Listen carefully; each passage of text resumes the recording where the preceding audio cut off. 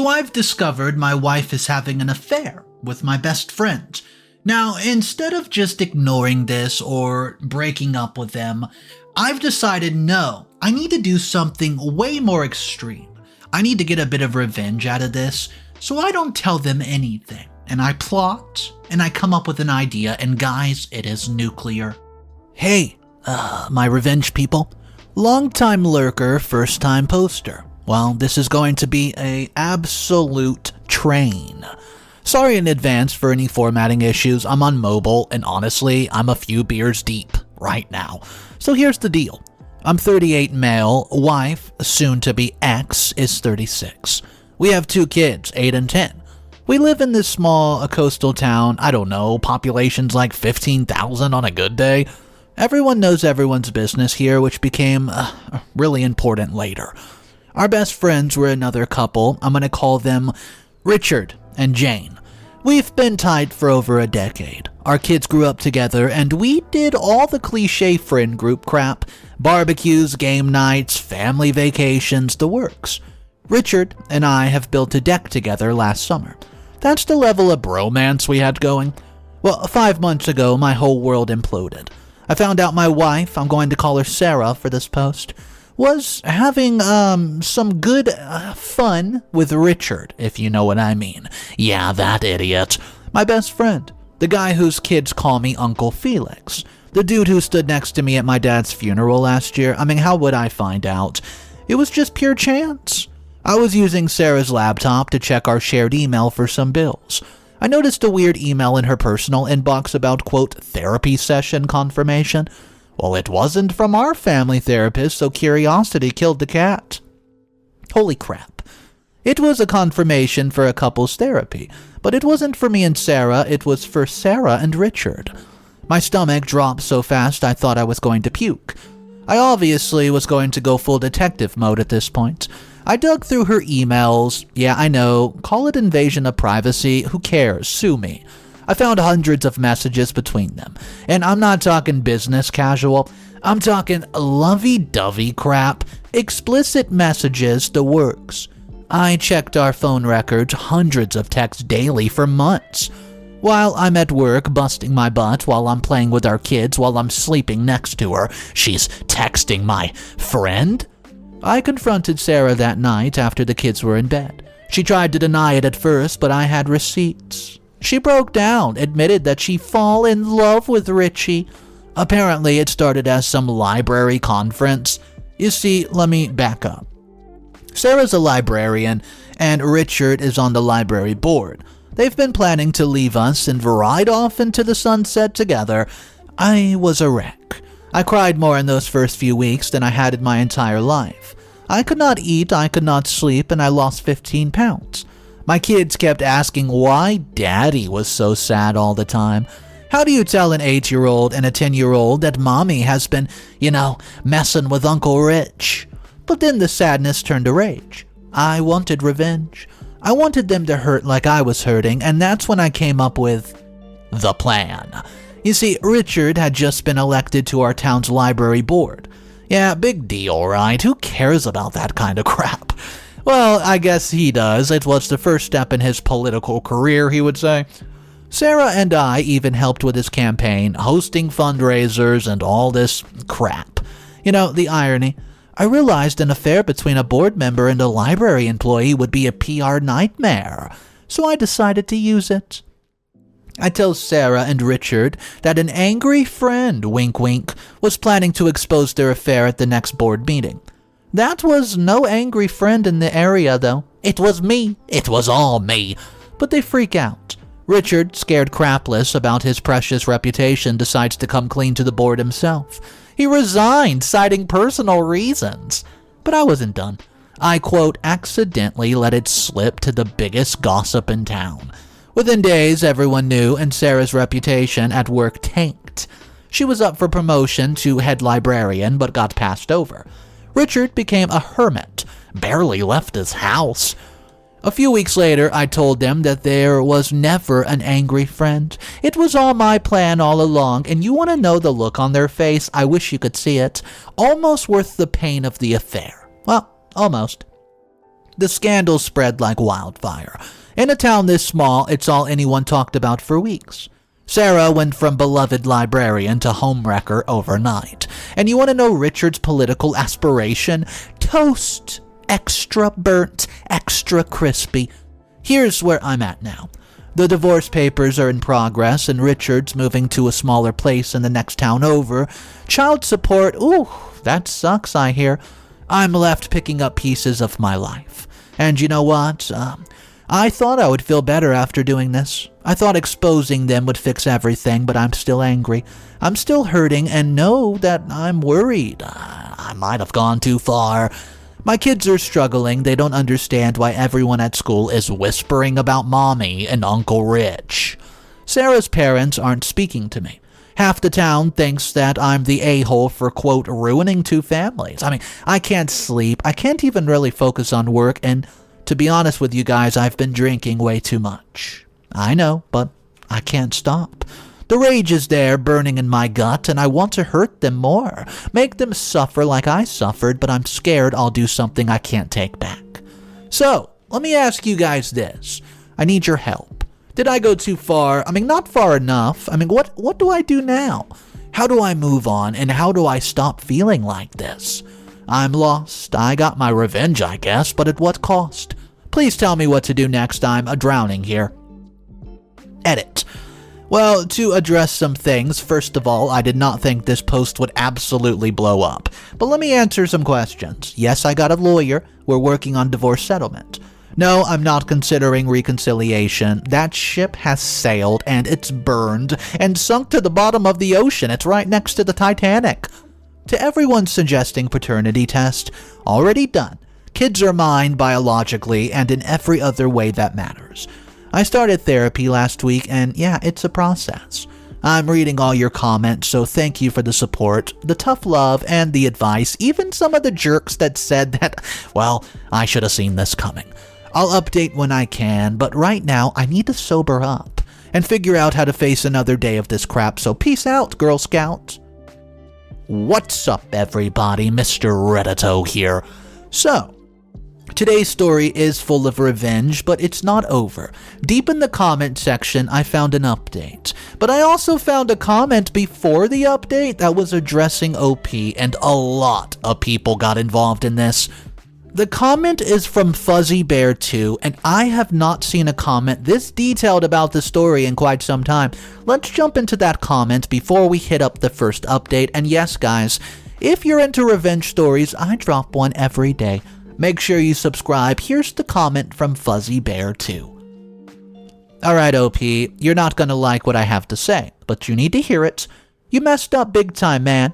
Yeah, your wife and Richard are grade A jerks for cheating, no argument, we get it, but you've gone nuclear and now you're standing in the fallout wondering why everything's so messed up. Well, let me break it down for you, bud. Your children. Do you even think about them when you decide to air out all this dirty laundry to such a small town? The real victims here are them. Now, they've got to deal with being the center of small town gossip, great job, Dad of the Year, and you act clueless about it. Your reputation. Well, you think you can come out of this smelling like a rose. Guess again. Half the town thinks you're the jerk, remember? You've burnt bridges you might need later. And your mental health, you're drinking. You can't sleep. You can't work. Newsflash, revenge did not fix that. You're worse off now than before you even knew. Legal complications, right? Ever heard of alienation of affection? Depending on your state, you might have opened yourself up to a lawsuit, dude. Hope you've got a good lawyer. Look, I get it. You were hurt. You wanted revenge, but revenge is like drinking poison and expecting the other person to die. You've made your point. Now, it's time to be the big person and focus on rebuilding your life. You wanted nuclear revenge. Congratulations, you got it. But remember, in a nuclear war, there are no real winners, just survivors. Time to start surviving, OP. Updates. I exposed my wife's affair and ruined their lives. Here's where we are 3 years later. Hey guys, remember me? The guy who nuked his cheating wife and best friend's lives forever? Yeah, that's me. It's almost exactly 3 years since my original post, and boy, has a lot changed. Let me just jump right into it. First of all, duck you, COVID. Seriously. As if dealing with the fallout of my revenge wasn't enough, throw a global pandemic into the mix. Silver lining. I mean, I've managed to dodge the Rona so far. Even though my kids have had it twice, mild cases, thank goodness. Okay, let's rewind a bit. Those first few months after my original post, absolute hell. My mental health took a nosedive when Sarah, ex-wife, started introducing Richard to our children just months after moving out. Who does that? Cheating jerks, that's who. And I hit rock bottom. It was hard. I mean, depression kicked my butt so badly that my doctor practically shoved antidepressants down my throat. Well, why? Because I was having thoughts of harm. You know, like really serious ones. I had plans and everything. I mean, there were days when I knew there was a way out, and I really wanted to take it. Yeah, my thoughts got that dark. Anyways, I'm past that now. Well, about 90%, so. Where are we? Well, surprise, surprise, I dipped my toes into the cesspool that's online dating. Ugh, boy. After a few disasters, well, quick pro tip. Don't date someone who collects clown dolls. Oh boy. I actually met someone decent, though. We've been together for about 2 years now, and we don't live together, and honestly, I think that's the perfect way to do it. We see each other a few times a week, and it's great. I'm not ready to play Brady Bunch with our families just yet, but who knows what the future holds. Now for the part you've all been waiting for. The fallout. Yeah, it's time to talk about that, right? Sarah and Richard, they're still together, but Karma's such a jerk, and she's coming for them. My kids tell me they hardly ever see Richard anymore, and when they do, they avoid him like a plague. Remember how Sarah was so sure that they would be playing house by now? Well, yeah, that hasn't happened. No plans for it either. From what I hear, but hey, they did buy a boat together. A boat? I laugh every time I think about it. Nothing says midlife crisis quite like a boat you can't afford. Nora, Richard's ex, she's doing great. Took her a while to get her crap together, but now she's killing it. Turned into a regular HGTV star with all her home renovation projects. Still an awesome mother, and she's been seeing a nice guy for a couple of years herself. Nothing serious, I hear, but she seems happy. We're friends still, especially in the summer when she comes over to use my pool. And before you ask, no, we did not hook up. Keep it platonic, it saved us a ton of drama. Sarah, she quit her job at the local library, surprise, surprise. Now she's working in the next town over, and as for Richard, I have no clue what that man's up to these days. I see him sometimes at school, but that's it. Remember how I used to fantasize about punching his lights out? You know, now, when I wake up, I couldn't care less. He's not even worth the energy. As for me, life's stable. I still miss being normal family sometimes. I have nightmares about the affair, and sometimes my brain likes to play the greatest hits of Sarah and Richard text when I'm trying to sleep.